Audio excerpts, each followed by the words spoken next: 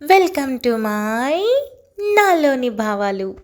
ఒక్కొక్కసారి ఊరికి పిలిస్తే వెళ్ళకు, వాళ్ళనే పిలువు. సరే కానీ నీకొక ముఖ్యమైన విషయం కూడా చెప్పాలి అని అనటంతో స్వీటీ విక్రాంత్ వైపు చూస్తూ ఏంటో చాలా పెద్ద ఇంపార్టెంట్ విషయం ఉన్నట్టుంది అని అనింది. అవును, మీ అన్నయ్యకి పొద్దున్నే పెళ్లి ఖాయమైంది అని విక్రాంత్ అనటంతో స్వీటీ కళ్ళు పెద్దవి చేసి వామ్మో, కాస్త లేటుగా నిద్రలేసి ఇంత పెద్ద షాకింగ్ విషయాలు చెప్తారా అని అడిగింది. లక్ష్మి నవ్వుతూ నేను కూడా ఆశ్చర్యపోయాను. చెప్పాలంటే విక్కీ కూడా షాక్ అయిపోయాడు. అయినా కొన్ని నిర్ణయాలంటే చాలా ఫాస్ట్ గా జరిగిపోతాయి. ముఖ్యంగా బావగారు అక్క తీసుకునే నిర్ణయాలు ఎలా ఉంటాయంటే మనం వాటిని పక్కకి తోసిపుచ్చడానికి ఉండదు. వాళ్ళు చెప్పింది ఫాలో అవ్వడమే అని అనింది. పిన్ని, పెళ్ళంటే అటేడు తరాలు ఇటేడు తరాలు చూడాలంటారు. లేదా అట్లీస్ట్ ఒకరికొకరం కాస్తైనా అర్థం అవ్వాలి కదా. అదేమీ లేకుండా ఒక అమ్మాయి ఫోటో చూపించి ఈ అమ్మాయి నీకు తెలుసు కదా, 2 రోజుల్లో నిశ్చితార్థం అంటే నాకేం అర్థం కావట్లేదు. ఆల్రెడీ నిన్న టోర్నమెంట్ ఓడిపోయాను, ఆ కోపంలో ఉన్నారు. దీన్ని కూడా రిజెక్ట్ చేస్తే ఇక నన్ను నసపెట్టి చంపేస్తారు. దీనికన్నా అమ్మాయి మెడలో 3 ముళ్ళు వేయడం బెస్ట్ అనిపించింది. అందుకే సరే అని చెప్పేసి, కానీ ఇది కరెక్ట్ నిర్ణయమేనా, నువ్వు చెప్పు పిన్ని అని విక్రాంత్ అడిగాడు. లక్ష్మి ప్లేట్లో టిఫిన్ పెట్టుకుని దగ్గరికి వెళ్లి విక్రాంత్కి గోరుముద్దలు తినిపిస్తూ, చున్నాన్న, వెంటనే కుదిరిందా లేదా ఒక సంవత్సరం పాటు ట్రావెల్ అయ్యాక పెళ్లి చేసుకోవాలని నిర్ణయించుకున్నారా అన్నది విషయం కాదు. దేవుడు ఎవరిని రాసిపెట్టి ఉన్నాడు అన్నదే విషయం. అంతెందుకు, నా గురించి ఎత్తుకోండి. నా కలలో రాకుమారుడు ఎలా ఉంటాడో, ఎక్కడి నుండి వస్తాడో అని ఎదురు చూస్తూ ఉన్నానా, మీ బాబాయ్ కంట్లో పడ్డాను. అంతే, ఫినిష్ అని లక్ష్మి అనింది. పిన్ని, మీది లవ్ మ్యారేజ్ కదా అని విక్రాంత్ అడిగాడు. లక్ష్మి తల కొట్టుకొని, అది ఆయన చెప్పుకుంటుంటాడు, నా కర్మకి నేను చెప్పాల్సి వస్తుంది. నిజానికి ఆయన ప్రేమించాడు, నేను ప్రేమించాల్సి వచ్చింది అని చెప్పడంతో స్వీటీ విక్రాంత్ గట్టిగా నవ్వారు. ఒకరోజు మార్కెట్లో కూరగాయలు కొని ఇంటికి వెళ్తుంటే అడ్డుపడి తొలి చూపులోనే ప్రేమించాను, పెళ్లి చేసుకోవాలనుకుంటున్నాను అన్నాడు. కింద నుండి పైకి చూసి ఇంటికి వెళ్ళిపోయా. అంతే, తెల్లారి మా ఇంటికి వచ్చేసాడు, అందరితో మాట్లాడేశాడు. నేను ప్రేమించాను కాబట్టి పెళ్లి చేసుకోవాలనుకుంటున్నాను అని చెప్పడం మానేసి, నేను ప్రేమించాను కాబట్టి నువ్వు నన్ను పెళ్లి చేసుకొని తీరాల్సిందే అని చెప్పాడు. తల్లిదండ్రుల మాట కాదనలేక ఈయన్ని కట్టుకున్నా, లేదంటేనా కత్తిపీట తీసుకొని ముక్కలు ముక్కలు నరికెద్దును అని లక్ష్మి అనింది. స్వీటీ విక్రాంత్ అప్పటికే దయానంద్ అంటే లక్ష్మికి ఉన్న కోపం బాగా తెలియడంతో విపరీతంగా నవ్వుకోవడం మొదలు పెట్టారు. నవ్వండి నవ్వండి, నేను నా సంసారం చూశాను కాబట్టి నా బిడ్డలైనా మీకు మంచి సంబంధాలు రావాలని రోజు ఆ దేవుడిని మొక్కుకుంటున్నా అని లక్ష్మి అనింది. అమ్మా, మనకి బోల్డ్ అంత ఆస్తుంది, నువ్వు కోరుకున్నది చిటికెలో నీ కాళ్ళ దగ్గర ఉంటుంది. పైగా బోల్డ్ అంత ఫ్రీడమ్ డాడీ నీకు ఇచ్చాడు కదా, మరి ఎందుకలా అంటావు అని స్వీటీ అనింది. ఒసే పిచ్చి మొహ, నీకింకా పెళ్లి వైపు ఆలోచన వెళ్ళలేదు కాబట్టి ఇలా మాట్లాడుతున్నావు. ఏ ఆడపిల్ల ఇవన్నీ కోరుకోదు. గుడిసెలో ఉన్నా సరే సంతోషంగా ఉండాలని కోరుకుంటుంది. ఇప్పుడు ఇంట్లో నేను సంతోషంగా ఉన్నానని మీకు ఎవరు చెప్పారు? నేను కొద్దో గొప్పో సంతోషంగా ఉన్నానంటే కేవలం మీ ఇద్దరి వల్లే. మీరు కనుక లేకపోయి ఉంటే నేను ఎప్పుడో పిచ్చిదాన్ని అయిపోయేదాన్ని. పెళ్ళయ్యాక ఇంటికొచ్చాక ఇంట్లో మనుషులంతా డబ్బు పరంగానే మాట్లాడేవారు. ప్రతిదీ అలానే చూసేవారు. ఒక వస్తువు మనకి నచ్చి కొనడానికి లేదా డబ్బులు వెచ్చించి కొనడానికి మధ్య తేడా చాలా ఉంటుంది. కానీ ఈ ఇంట్లో వాళ్ళు ఎక్కువ కాస్ట్లీగా ఏది కనిపిస్తుందో దాన్ని అందుకుంటారు. నాకు ఇప్పటికీ విచిత్రం, నన్ను ప్రేమిస్తున్నా పెళ్లి చేసుకోవాలని నిర్ణయించుకున్న మీ నాన్న నిర్ణయాన్ని కొంపలో వాళ్ళు ఎలా ఒప్పుకున్నారో ఏంటో, నా కర్మ. కాకపోతే ఇంట్లోకి కాస్ట్లీ వస్తువు కాకుండా చీప్ క్వాలిటీ వస్తువు ఒకటి కూడా గడప తొక్కదు.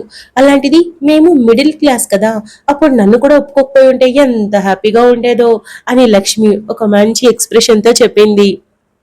విక్రాంత్ లక్ష్మి నడుం చుట్టూ చేతులు వేసి తన గుండెల్లో తలవాల్చి, అలా అనుకు పిన్ని, నువ్వు లేకపోతే అప్పుడు నేనేమైపోవాలి అని అన్నాడు. నిజమేలే, ఇదిగో దీనికోసం నీకోసం అన్నింటినీ నోరు మూసుకుని ఒప్పుకోవాల్సి వస్తుంది. ఈ జన్మలో ఓకే, కానీ నెక్స్ట్ జన్మలో మనం ముగ్గురం వేరే ఇంట్లో పుడదాం. ఒక మంచి ఆయన్ని చూసి పెళ్లి చేసుకొని మీ ఇద్దరిని నా కడుపును కనేస్తాను అని లక్ష్మి చెప్పడంతో స్వీటీ విక్రాంత్ మంచిగా తల ఊపి, ఇదే కరెక్ట్ పిన్ని, మనం దేవుణ్ణి కోరుకోవాల్సిన ఫస్ట్ కోరిక ఇదే అని అన్నాడు. సరే కానీ ఏంటి, నువ్వు ఆఫీస్కి వెళ్ళవా అని లక్ష్మి అడిగింది. లేదు, లీవ్ తీసుకున్నా కదా, రేపటి నుండి వెళ్ళాలి. నాకు ఇష్టమైన ఉద్యోగం కదా, వెళ్లకుండా ఎలా ఉంటాను? నా సొంతంగా తెచ్చుకున్న ఉద్యోగం, జీతం తక్కువైనా చాలా హ్యాపీనెస్ తో జాబ్ చేస్తున్నా అని విక్రాంత్ చెప్పాడు. ఓ నువ్వు ఉన్నప్పుడు పక్కన పెడితే నువ్వు లేనప్పుడు నీ జీతం గురించి ఇంట్లో మహానుభావులు మాట్లాడతారు. దేవుడా, మన ఇంట్లో షెఫ్ జీతం కూడా నీకంటే ఎక్కువంట. చూసుకో మరి అని లక్ష్మి అనడంతో విక్రాంత్ నవ్వుతూ, ఏం పర్లేదు, 60,000 చిన్న అమౌంట్ ఏం కాదు.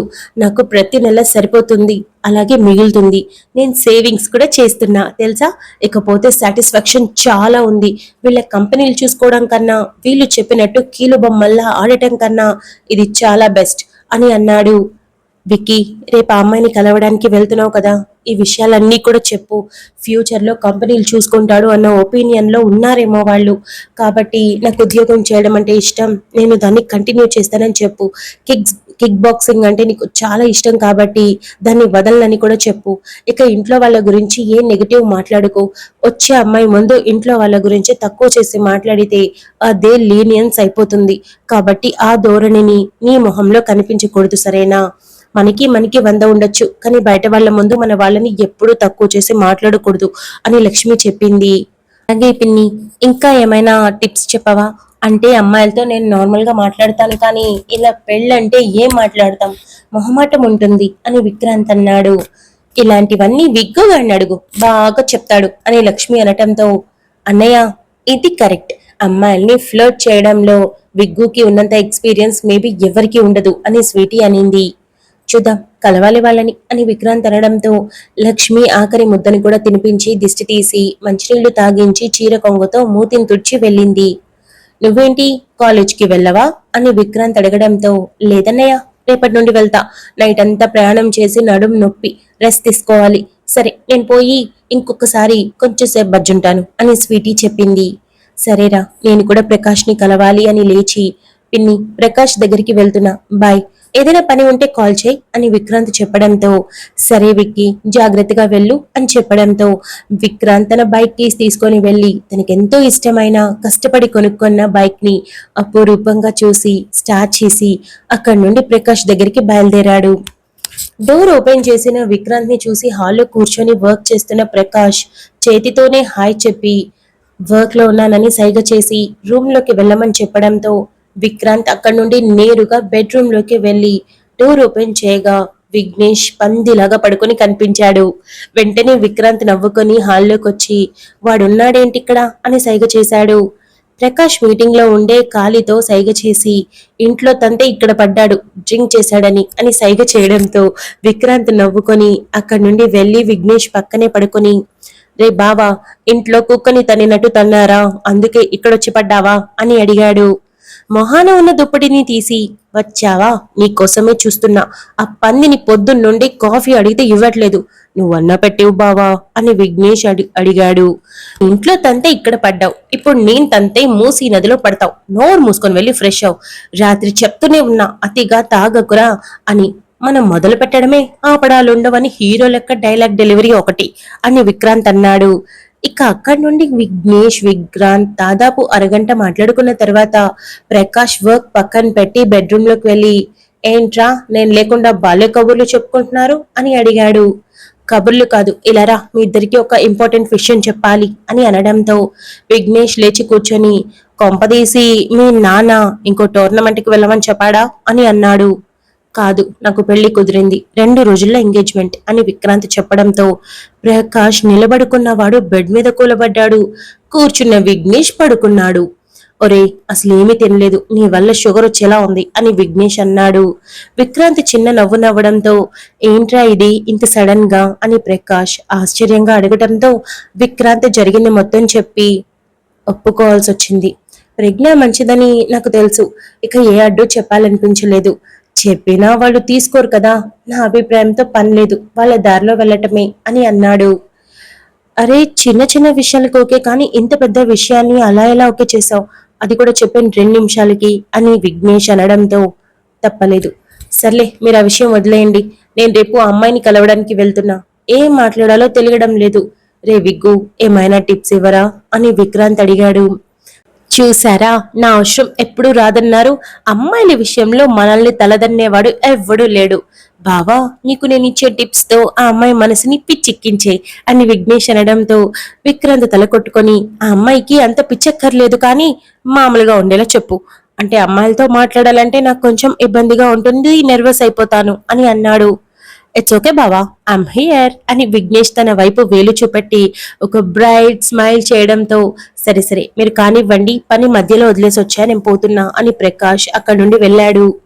సుమారు గంట మాట్లాడుకున్న తర్వాత వర్కౌట్ అవుతుందా ఏంటో, నువ్వు ఏదో అడిగితే ఏదేదో చెప్తున్నావు అని విక్రాంత్ పడుకుంటూ అన్నాడు. అరే, నేను చెప్పింది చెప్పినట్టు నువ్వు చేయి, అంతా బాగుంటుంది. ఈ విఘ్నేష్ ని నమ్ముకున్న వాళ్ళు ఎవరు కష్టాలు పాలెవరు. ఈ డైలాగ్ ని బాగా గుర్తుపెట్టుకో అని చెప్పడంతో ఖచ్చితంగా గుర్తుపెట్టుకుంటాను. ఏదైనా అటు ఇటు అవ్వాలి, కత్తి తీసుకుని పొడి చేస్తాను నిన్ను అని విక్రాంత్ అన్నాడు. అయ్యో బావా, ప్రాక్టీస్ మేక్స్ మ్యాన్ పర్ఫెక్ట్ అన్నారు, ఈ డైలాగ్ కూడా బాగా గుర్తుపెట్టుకో అని విఘ్నేష్ కన్ను కొట్టాడు. విక్రాంత్ పడుకున్న దగ్గర నుండి దొర్లి విఘ్నేష్ పక్కకి వెళ్లి కడుపులో ఒక గుద్దు గుద్ది, ఏదైనా తిక్కమక్క జరగాలి, అయిపోయావురా, నువ్వు ఫ్రెండ్ కదా అని నీ మాట వింటున్నా అని అన్నాడు. బావా, ఫ్రెండ్ అంటే ఏమనుకుంటున్నావురా, స్నేహితుడు, స్నేహితుడంటే ఏమనుకుంటున్నావురా, మిత్రుడు, మిత్రుడు అంటే ఏమనుకుంటున్నావురా, దోస్త్ అని విఘ్నేష్ చెప్పడంతో రే రే, అన్నింటికి అర్థం ఒకటే, నీకు తెలియకపోతే మూసుకో, ఫ్రెండ్వి చెప్తున్నావు కదా అందుకే చేస్తా అని విక్రాంత్ అనడంతో అయ్యో బావా, నీతో ఎందుకు పెట్టుకుంటాను, అసలే కండలు తిరిగిన శరీరం, ఏమైనా అయితే హిమాలయ పర్వతాల్లో పడేటట్టు తంతావుగా అని విఘ్నేష్ అని, సరే నేను ఫ్రెష్ అయ్యి వస్తా అని ఆల్రెడీ అక్కడ ఉన్న తన బట్టలు తీసుకొని చక్కగా స్నానానికి వెళ్ళిపోయాడు. విఘ్నేష్ చెప్పిందంతా పడుకొని ఆలోచిస్తున్న విక్రాంత్ అంతా ఓకే అన్నట్టుగా ఆలోచిస్తూ ఉండిపోయాడు. తెల్లారి విక్రాంత్ తన కిక్ బాక్సింగ్ ట్రైనింగ్ కంప్లీట్ చేసుకుని ఇంటికి 7 గంటలకి తిరిగి వస్తూ ఉండడంతో హాల్లోని కూర్చొని ఉన్న విజయేంద్ర వర్మ విక్రాంత్ వైపు చూసి తన నెంబర్ నీకు ఫార్వర్డ్ చేశాను చూసావా అని అడిగాడు. సేవ్ చేశాను అని విక్రాంత్ చెప్పాడు. ఎక్కడ కలవాలో అడ్రస్ పంపించాను, ఎగ్జాక్ట్ టైంకి వెళ్ళు, అమ్మాయిలు టైం సెన్స్ లేని వాళ్ళని పెద్దగా ఇష్టపడరు, గుర్తుపెట్టుకో అని విజయేంద్ర వర్మ చెప్పి లేచి అక్కడి నుండి వెళ్తూ వెళ్లబోతున్న విక్రాంత్ ని చూసి, విక్కీ, అమ్మాయి దగ్గర చీప్ బుద్ధులు చూపించుకో, అలానే చీప్ థింగ్స్ ని పాయింట్అవుట్ చేసి గొప్పగా పోర్ట్రే చేయకు, కాస్త స్టేటస్ కి తగ్గట్టుగా బిహేవ్ చేయి అని చెప్పి వెళ్ళిపోయాడు. విక్రాంత్ తలదించుకొని రూమ్ లోకి వెళ్లి ఫ్రెష్ అయి సింపుల్ గా high neck full length sleeves black T shirt cream colour ప్యాంటుతో మ్యాచ్ చేసి పర్ఫ్యూమ్ స్ప్రే చేసుకొని హాల్లోకి వచ్చాడు. Thank you so much for listening guys. Update నచ్చినట్టయితే లైక్ చేయండి, షేర్ చేయండి, కమెంట్ చేయండి, అలానే సబ్స్క్రైబ్ చేసుకోండి. చేశాను ముచ్చట్లకి. ఎలా ఉన్నారు అందరూ, బాగున్నారా? నిన్న చాలా మంది అప్డేట్ ఎక్కడన్నారు, సండే కదా రెస్ట్ తీసుకున్నాను. ఇకపోతే ఈ స్టోరీ స్టార్ట్ చేసినందుకు అందరూ చాలా హ్యాపీగా ఫీల్ అయ్యారు. ఇంకా ఎక్కువగా ఎందుకు హ్యాపీగా ఫీల్ అయ్యారంటే ఆ ఛానల్లో వీడియోస్ పోస్ట్ చేయడం మూలంగా నాకైతే చాలా చాలా సంతోషంగా అనిపించింది. బికాజ్ ఫాలో అవుతున్న వాళ్ళు కూడా చాలా ఎక్కువగా అవుతున్నారు. ఎంత హ్యాపీగా అనిపించిందంటే, ఎందుకంటే ఆ ఛానల్ని నేను చాలా లేట్గా స్టార్ట్ చేశాను, అది ఒక చిన్న బేబీతో సమానం. అటువంటిది ఆ ఛానల్ని మీరు ఎంకరేజ్ చేయడం చాలా క్యూట్గా అనిపించింది. ఎన్ని రోజులు గ్యాప్ వచ్చినా నన్ను మర్చిపోలేదు, నా స్టోరీస్ని మర్చిపోలేదు. నేను డిలీట్ చేసే లోపు మిగిలిన స్టోరీస్ వింటానని అన్నారు. హౌ స్వీట్, నాకైతే భలే నచ్చాయి మీ కమెంట్స్ అన్ని. ఇకపోతే ఈ స్టోరీ స్టార్ట్ చేసినందుకు హ్యాపీగా ఫీల్ అయ్యారు కదా, అలానే మధురం ఇవ్వనందుకు కూడా బాధపడ్డారు. వర్రీ ఏమవ్వద్దు, అది తప్పకుండా ఇస్తాను. ఎందుకంటే ఆ స్టోరీ నాకు చాలా చాలా చాలా కనెక్ట్ అయిన స్టోరీ. సో వదిలిపెట్టను, తప్పకుండా ఇస్తాను, ఇవ్వకుండా పోయేదేం లేదు. ఇకపోతే ఇంకొకటి, నా ప్రేసకి ఫినిష్ చేయొచ్చు కదా అని అడిగారు. దాని గురించి ఆల్రెడీ మీకు క్లారిటీ ఇచ్చాను. అది కనుక ఇప్పుడు నేను ఆ కొంచెం స్టోరీ ఇచ్చానంటే మిగిలింది మొత్తం డిలీట్ చేశాక ఈ చేసిన వీడియోస్ అంతా వేస్ట్ అయిపోతాయి. సో అందువల్ల స్టోరీని మొత్తం డిలీట్ చేసి మొత్తం ఇస్తాను. అది కూడా కన్ఫర్మ్గా ఇస్తాను, ఇవ్వకుండా పోయేదేం లేదు. మనకేమి ఈ స్టోరీస్ ఎవరో ఇచ్చింది కాదు, మనం తీసుకున్నది కాదు, మన ఓన్ స్టోరీస్ కాబట్టి ప్రాబ్లం ఏం లేదు, తప్పకుండా ఇస్తాను. ప్రజెంట్ ఇస్తున్న స్టోరీస్ని చక్కగా ఎంజాయ్ చేయండి, ఓకేనా? ఇక అంతే ముచ్చట్లు. ఈ అప్డేట్ ఎలా ఉందో కమెంట్ చేయండి, అలానే మనం తర్వాత అప్డేట్లో ఇక కలుసుకుందాం. అంతవరకు keep smiling, stay healthy, bye guys.